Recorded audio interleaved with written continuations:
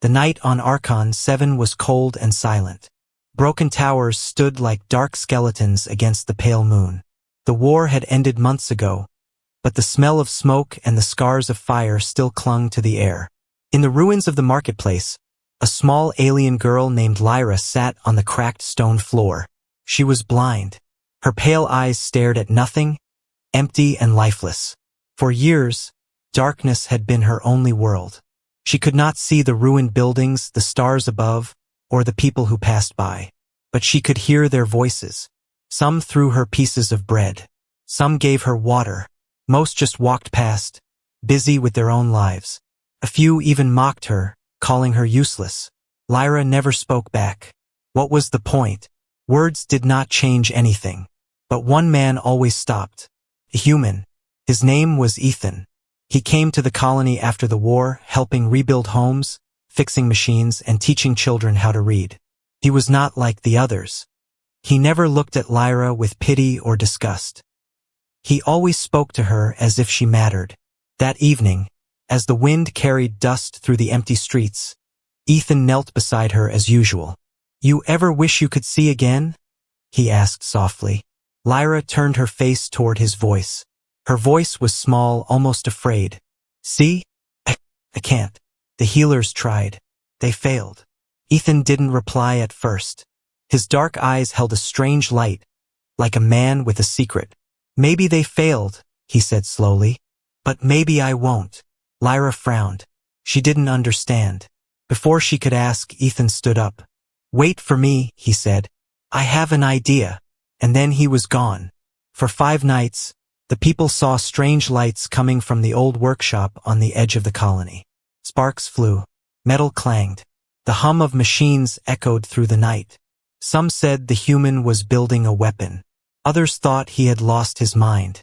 But Ethan worked without rest, his hands moving fast, his eyes sharp with focus.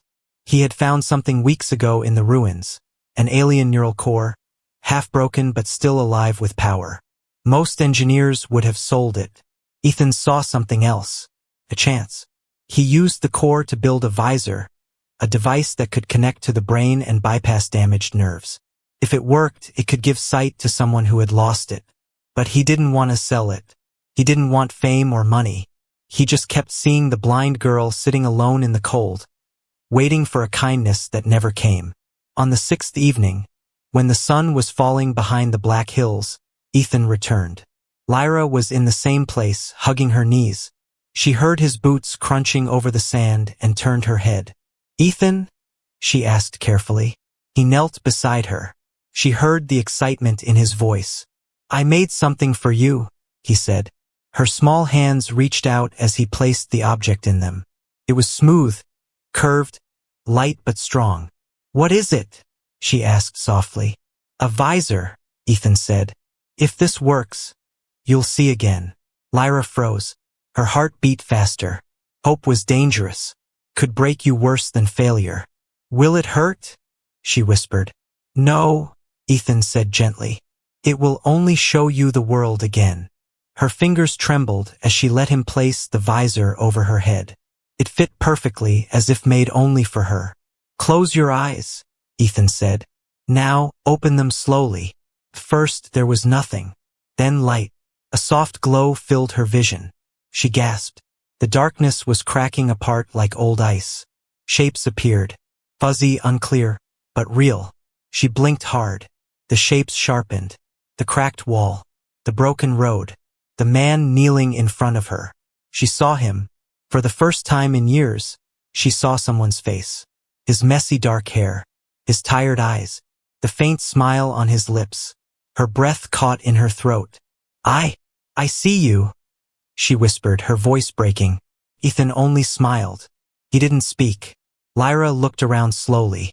The ruined buildings, the metal tower in the distance, the stars above. All of it rushed into her mind at once. She stood on shaking legs, touching walls, touching the ground, even the rusty old lamp nearby, as if afraid it would vanish. A small laugh escaped her lips. It was soft, trembling, but full of wonder. "I can see," she said again, louder this time. Some villagers gathered. Shocked. Whispers spread like fire. A blind girl. Seeing again? But far beyond the market, in the shadows of a broken tower, two figures watched.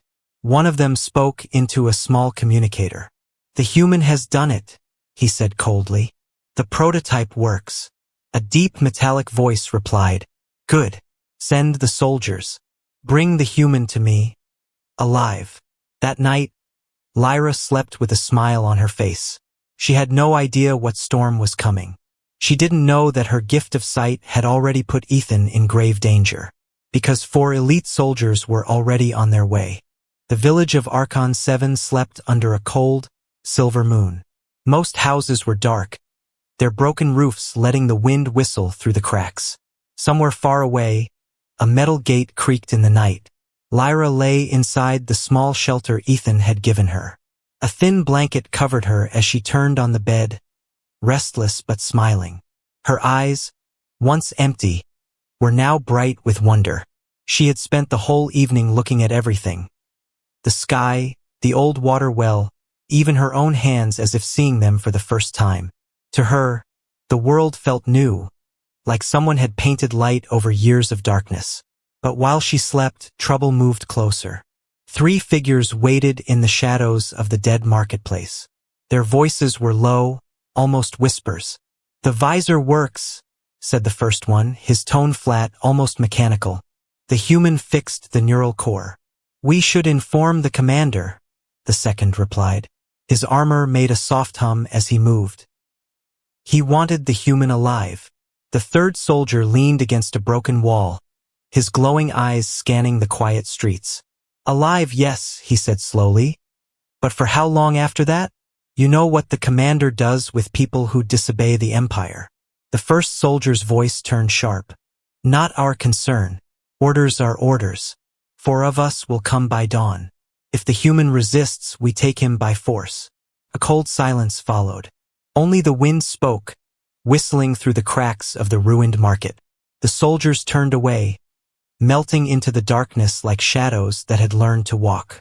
Inside Ethan's small workshop, a single lamp burned. Tools lay scattered across the table. Screwdrivers, pliers, metal plates, wires glowing faint blue. Ethan sat slumped in a chair, his head heavy with exhaustion. For days, he had lived on bitter coffee and the hope that his invention might help someone. And it had. He had watched Lyra laugh tonight, watched her eyes widen as she saw the stars for the first time in years. That alone made every sleepless night worth it. But something gnawed at the back of his mind. While the villagers had gathered around Lyra in shock, he had noticed movement near the old tower. A glint of metal, a shadow leaving too quickly. Someone had been watching, and he didn't like that feeling at all. Lyra woke in the middle of the night. She didn't know what had disturbed her. Maybe the wind, maybe the uneasy air. She sat up and looked around, her new eyes adjusting to the faint light. Through the half-broken window, she saw figures moving near the edge of the village. Armored, silent, watching. Her heart thumped hard in her chest. She ran to the workshop, her bare feet slapping softly against the cold floor. "Ethan," she whispered urgently, shaking his shoulder. "Someone's out there." Ethan blinked awake, rubbing his eyes. "What? Who?" "I don't know," Lyra said, her voice trembling. "But they are soldiers. I saw them." Ethan frowned and moved to the window. He didn't see anyone now. The street was empty, silent except for the wind. "Maybe they left," Lyra whispered. "No," Ethan said quietly. His instincts screamed danger. Soldiers didn't come this far from the Empire for nothing. Hours passed slowly. The village slept on, unaware of the storm building at its edge. At dawn, the first villager fetching water found strange footprints near the well, heavy, circular marks left by military boots.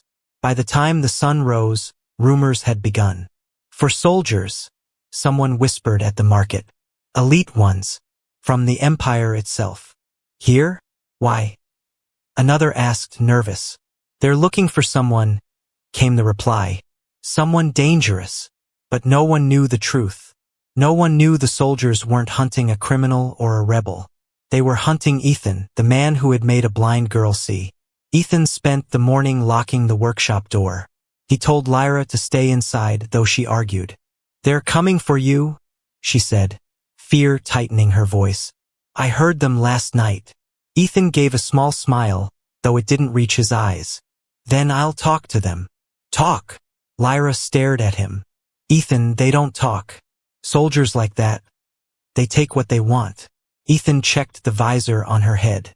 It was working perfectly. Too perfectly. Maybe that was the problem.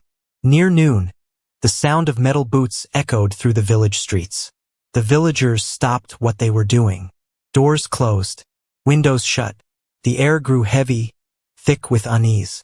For soldiers walked in a perfect line. Their black armor glinted under the sun, each step loud against the stone roads. The leader wore a crimson mark on his chest plate, the sign of the Empire's elite hunters. They didn't ask for directions. They didn't need to. They walked straight toward Ethan's workshop. And everyone knew something terrible was about to begin. The sun over Archon 7 burned pale and weak, its light falling on broken rooftops and cracked streets. Villagers gathered in silence as the sound of metal boots grew louder. For soldiers marched in perfect formation through the center of the village. Their armor was black and sharp-edged, marked with the crimson symbol of the Empire's elite hunters. Each step they took echoed like a hammer against stone. People moved out of the way quickly. Some hid inside their homes. Mothers pulled children closer. No one wanted to be near the soldiers. At the front was the leader, Captain Draven. His helmet's visor glowed a cold red, hiding his eyes. Behind him came 2 soldiers carrying shock rifles on their backs, weapons humming with restrained power. The 4th soldier walked silently, his movements precise and calm, as if he was always thinking several steps ahead. They didn't speak. They didn't look around. They already knew where they were going. Toward the workshop. Toward Ethan. Inside the small workshop, Ethan was working on a broken generator, though his hands were slower than usual. His mind wasn't on the generator. He already knew the soldiers were here. He had heard the rumors. Lyra stood near the door, her pale eyes watching the street nervously. The visor on her head glowed faint blue as it helped her see everything clearly. "They're coming," she whispered. Ethan didn't answer right away. He tightened the last bolt on the generator and then finally looked at her. "Stay inside," he said firmly. "No matter what happens." Lyra shook her head. "Ethan, they're not here to talk. I heard them last night. They want you." Ethan gave her a small, tired smile. "Then I'll hear what they have to say. Running will only make it worse." But deep inside, he knew talking might not save him either. The soldiers reached the workshop. Captain Draven raised his hand. The door slid open with a loud hiss. The villagers watching from a distance held their breath. Inside, Ethan stood straight, his arms crossed. He didn't look scared, but his eyes never left the captain's visor. "Are you the human called Ethan?" Draven's voice was cold, mechanical, as if a machine spoke through him. "Yes," Ethan said calmly. Draven stepped inside, his heavy boots thudding against the floor. The other 3 soldiers followed, their black armor making the small room feel even smaller. "You made the visor," Draven said. It wasn't a question. Ethan didn't reply. Draven's head tilted slightly, the red glow of his visor fixed on Ethan. "Where is it?" Ethan glanced at Lyra. She stood frozen near the corner, hands trembling. The visor on her head caught the sunlight through the broken window, glowing faintly. Draven saw it too. He took 1 step closer. "Remove it," he ordered. "It belongs to the Empire now." Ethan's jaw tightened. "No," he said firmly. "I made it for her. Not for you. Not for anyone else." One of the soldiers behind Draven shifted, his hand resting on the grip of his shock rifle. The air grew tense, heavy like a storm about to break. "You have 1 chance," Draven said slowly, his voice low and dangerous. "Give us the visor, and come with us peacefully. Refuse, and things will become unpleasant." Lyra's heart pounded in her chest. She wanted to scream, to run, but her legs wouldn't move. Ethan didn't back down. Why do you want it? He asked. It helps the blind. That's all. Draven didn't answer. His silence was worse than words. The soldier standing at the back finally spoke. His voice was softer, calmer than the others. Captain, the commander wants the human alive. We shouldn't damage the prototype. For a second, Ethan looked at him. There was something in that soldier's tone. Something that didn't sound like blind obedience. Draven didn't turn his head. He has until nightfall to decide, the captain said flatly. After that, we take both the visor and the human by force. He leaned slightly closer to Ethan. Do not test the Empire's patience, human. It ends badly. With that, Draven turned sharply and left the workshop. The other soldiers followed, their heavy boots shaking the floor. The villagers whispered as the soldiers marched away. Some said Ethan would be taken tonight. Others said he was already a dead man walking. Inside the workshop, Lyra grabbed Ethan's arm. You can't stay here. They'll kill you. Ethan looked out the window where the soldiers had gone. His eyes were hard now, thoughtful. They want something bigger than just the visor, he said quietly. And I need to know why. Because deep down, Ethan knew this wasn't only about the visor. It was about power. And the Empire never shared power with anyone. The day passed slowly on Archon 7. The soldiers left the workshop, but their presence was everywhere. People whispered in the streets, doors stayed locked, and the children didn't come out to play. Everyone knew something bad was coming when the sun went down. Inside the workshop, Ethan checked every bolt on the visor, every wire, every tiny circuit glowing under the faint light. Lyra sat quietly near the window, her pale eyes following his every move. They will come tonight, she said softly. Ethan didn't look up. I know. They will kill you, Ethan, Lyra whispered, her voice shaking. You should leave before they come back. Ethan finally stopped working and looked at her. His face was calm, but his eyes were sharp like a man who had already made his choice. This visor wasn't made for war, he said slowly. It was made to help people. I won't let them turn it into a weapon for the Empire. Lyra hugged her knees. She had seen what the Empire did to people who refused them. Whole villages burned. Families disappeared. Soldiers like the ones outside followed orders without mercy. Then at least hide it, she begged. Hide me. Hide yourself. Ethan shook his head.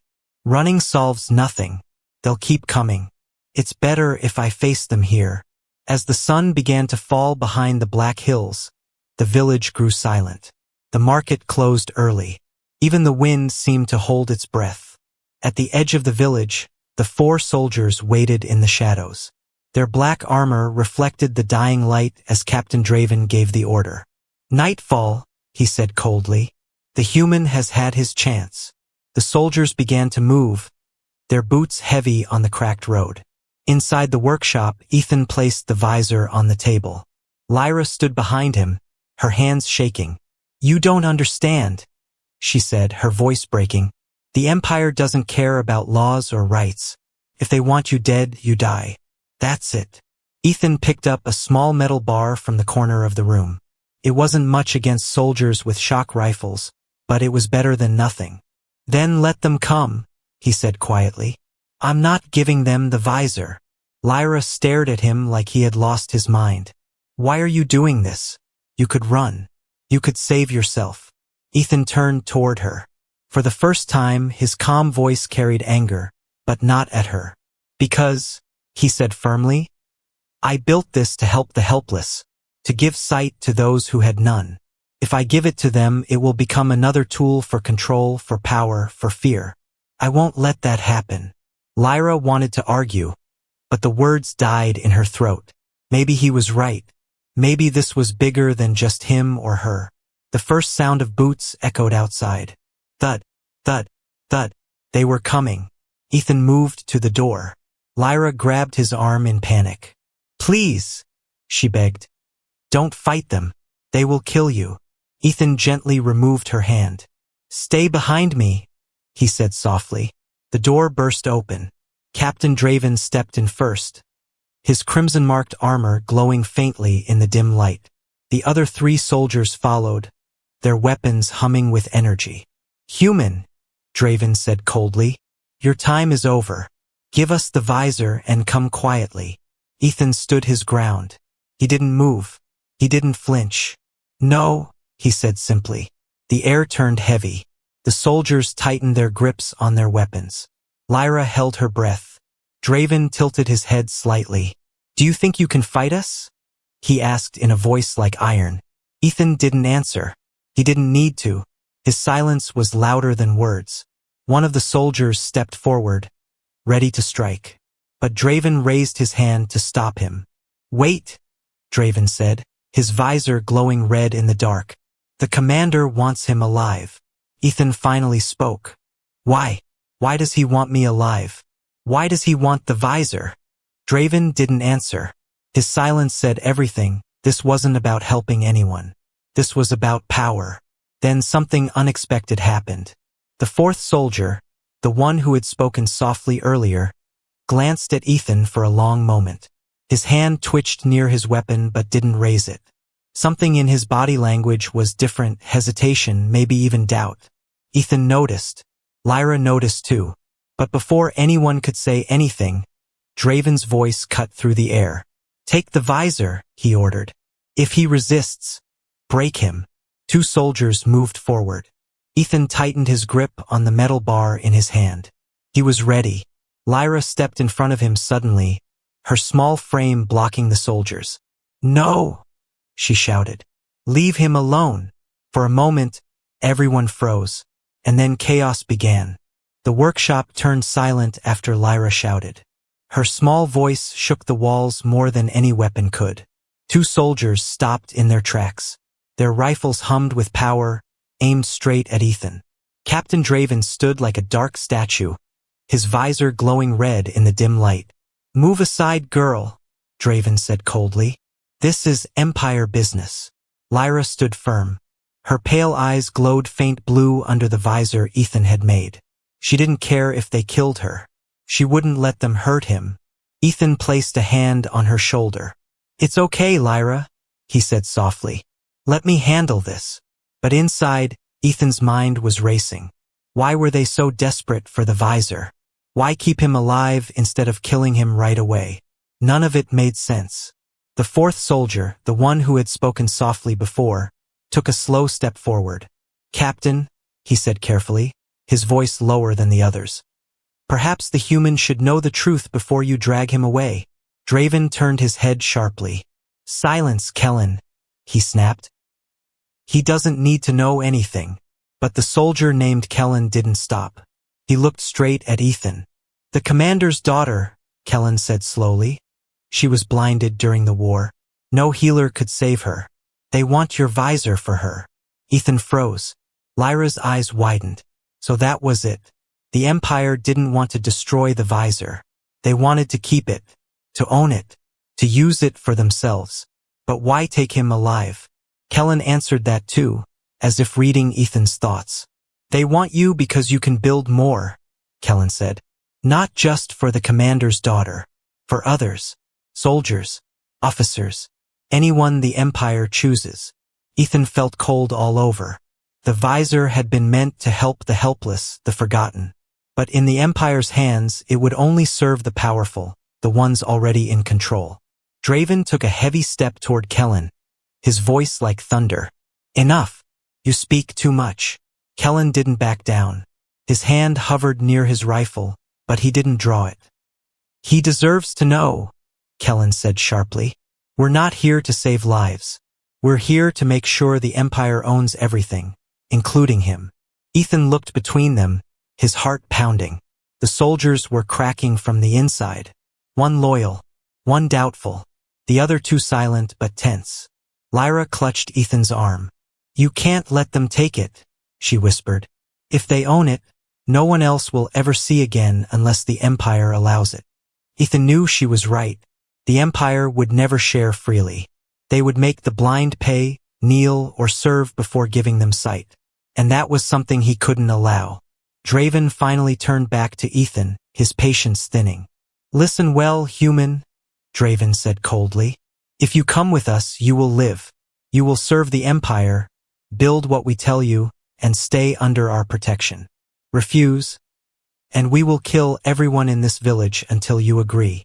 Lyra gasped. You can't. Draven ignored her. His visor glowed brighter as he stared at Ethan. Decide now. Ethan's hands curled into fists. He wasn't a soldier. He wasn't a fighter.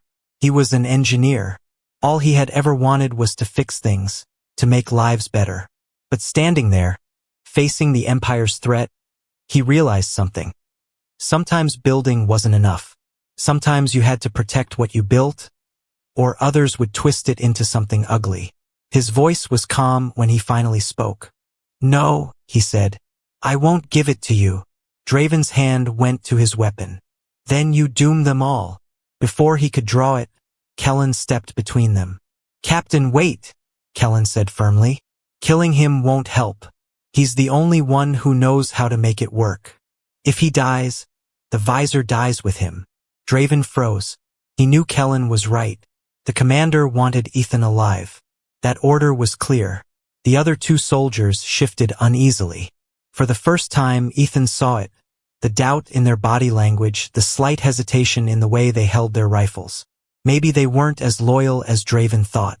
Lyra looked at Ethan, fear and hope mixing in her eyes. What will you do? She whispered.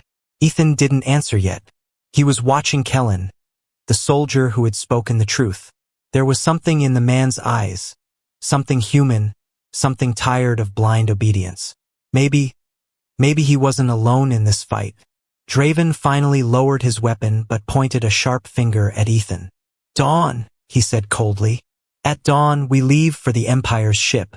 If you refuse then, the girl dies first. Lyra flinched, clutching Ethan's arm tighter. The soldiers turned and marched out, leaving the workshop heavy with silence. Ethan looked at Kellen one last time before he followed the others.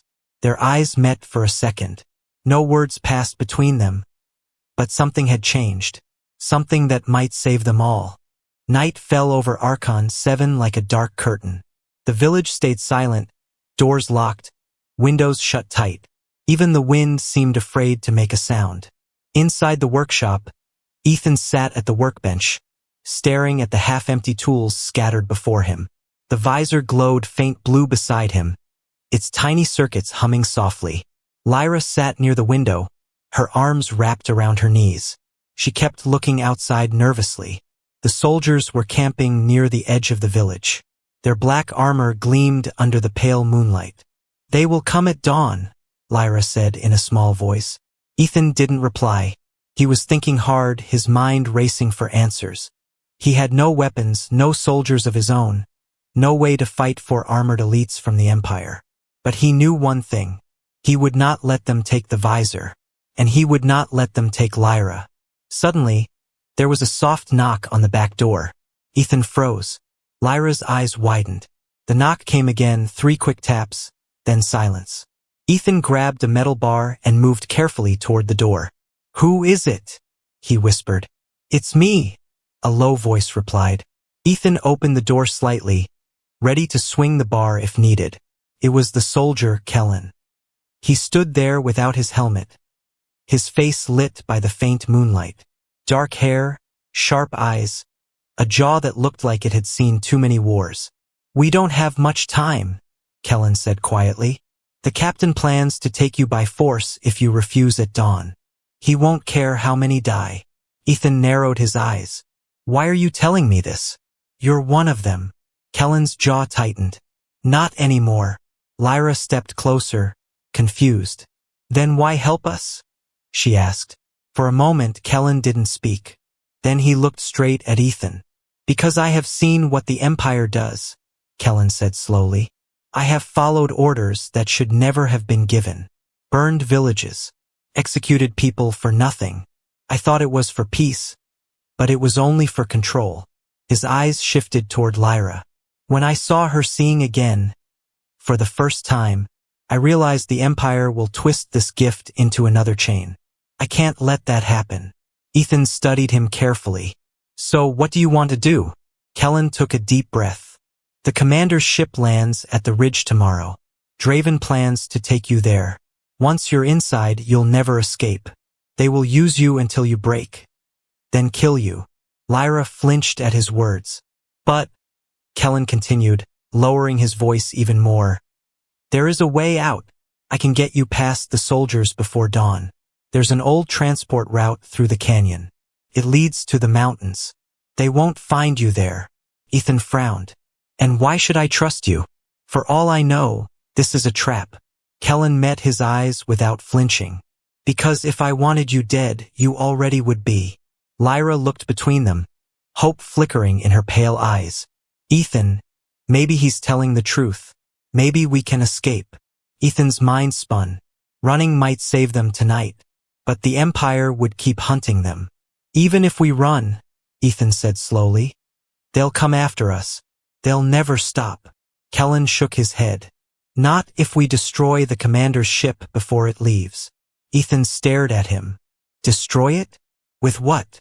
Kellen's lips curved into the smallest hint of a smile. The Empire always carries its own death in its fuel cells. Too much power in one place. Hit it right, and it burns hotter than the sun. Lyra gasped softly. You want to blow it up? Kellen nodded. If the commander dies, the hunt ends. Without him, the Empire will look elsewhere. You'll have time to vanish. Ethan looked at the visor on the table, then at Lyra, then back at Kellen. The plan was madness, but so was waiting here to die. Finally, he said, what about the others? The soldiers with you? Kellen's expression darkened. 2 will follow orders to the end. Draven too. But me, I'm done following orders. A sharp noise outside made them all freeze. Boots on stone. Voices in the distance. Kellen pulled his helmet back on quickly. They're checking the area, he whispered. I can't stay long. Be ready before dawn. When they march you to the ship, I'll create a distraction. You run for the canyon. Don't stop. Don't look back. He turned to leave but paused at the door. His voice was low, heavy with things he didn't say. Not many get a second chance in this galaxy, he said. Don't waste yours. Then he slipped into the darkness, leaving Ethan and Lyra staring after him. For a long time, neither spoke. Finally, Lyra whispered, Do you trust him? Ethan looked at the door where Kellen had vanished. I don't know, he said honestly. But right now, he's all we have. Outside, the wind howled across the empty streets. The night was almost over, and dawn would bring fire. The sky was still dark when the soldiers came for Ethan. Captain Draven led them, his red visor glowing like a small sun in the shadows. Behind him, 2 soldiers carried shock rifles ready to fire. Kellen walked with them, helmet on, silent as always. Ethan stepped out of the workshop with the visor in his hands. Lyra followed closely, her eyes bright with fear. The whole village watched from behind doors and windows as the soldiers surrounded them. Draven's voice was cold. Time is over. We leave for the ship. Move. Ethan didn't argue. He walked quietly, waiting, watching. His heart pounded like a hammer in his chest. He remembered Kellen's words from last night. I'll create a distraction. When it happens, run. The group moved through the empty streets toward the edge of the village where the Empire's transport ship waited. Its engines hummed low, glowing blue under the dim morning light. The smell of fuel burned in the air. The ship looked like a metal beast crouching on the ridge, ready to carry them away. They reached the loading ramp. Draven turned to Ethan. Hand it over, he ordered. Ethan held the visor tighter. Let the girl stay, he said firmly. She has nothing to do with this. Draven laughed. A harsh, ugly sound. The girl comes too. The commander likes leverage. Lyra's eyes widened in fear. She clung to Ethan's arm. Please, she whispered. Ethan's jaw tightened. You promised to take me alive. Leave her. Draven's voice turned cold as ice. I promised nothing. He raised his hand toward the soldiers. Take them both. That was when everything changed. Kellen moved first.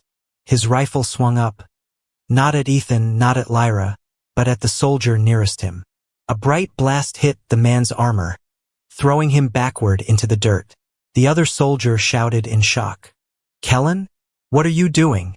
Draven spun around, fury burning in his visor. "Traitor!" he roared. Kellen didn't answer.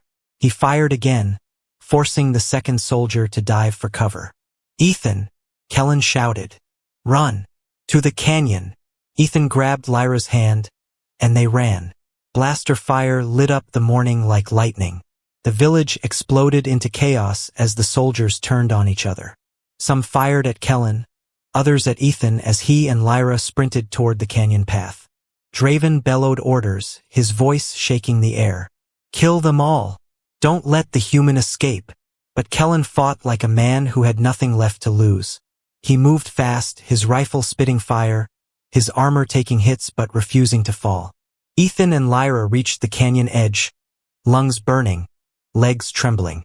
Behind them, the Empire's ship stood waiting, its engines glowing brighter as soldiers scrambled around it. Kellen ran after them, firing as he moved. When he reached the canyon, he threw Ethan a small device, a glowing blue sphere with blinking lights. "Fuel core detonator," Kellen shouted over the blaster fire. "Hit the ship's fuel line and throw this. It will burn everything." Ethan stared at the device, heart pounding. "You're insane." Kellen gave a short, grim smile. "Maybe. Now go." Draven appeared on the ridge, his red visor locking on Ethan. "You can't escape," he shouted, voice filled with rage. "You can't hide from the Empire." He raised his rifle, but Lyra stepped forward, visor glowing bright blue. She saw the shot before it came. The visor showed her the soldiers' movements, the trigger pull, the line of fire. "Down!" she screamed, pushing Ethan aside. The blast missed by inches, burning the stone wall behind them. Ethan ran toward the ship's landing pad. Blaster bolts sizzled past him. He reached the glowing fuel line at the ship's side and slammed the detonator into place. The lights on the device turned red. "Run!" Kellen shouted. Ethan and Lyra sprinted toward the canyon as the fuel core began to overload. The hum grew into a roar, a deep, angry sound like the planet itself was waking up. Draven saw it too late. "No!" he roared, charging toward the ship. The explosion ripped through the morning like a second sun. Fire swallowed the landing pad, the ship, and the soldiers still near it. The ground shook. Heat slammed into Ethan and Lyra as they threw themselves behind a rock wall. When the fire faded, the Empire's ship was nothing but smoking metal and broken flames. Silence fell. Ethan stood slowly, pulling Lyra up beside him. The visor on her head still glowed faintly. She was alive. Kellen limped toward them, his armor scorched, his helmet gone. His face was burned, but his eyes still held that same defiance. "It's done," he said hoarsely. "The commander, the Empire, they'll think you died here. Use that time. Run far. Disappear." Ethan nodded slowly. He understood the cost. Kellen stayed behind as Ethan and Lyra walked into the mountains, the rising sun painting the sky gold. For the first time in a long time, Lyra smiled. She could see the world. And for the first time, Ethan felt hope. Because sometimes even in a galaxy ruled by fear, one human could still make a difference.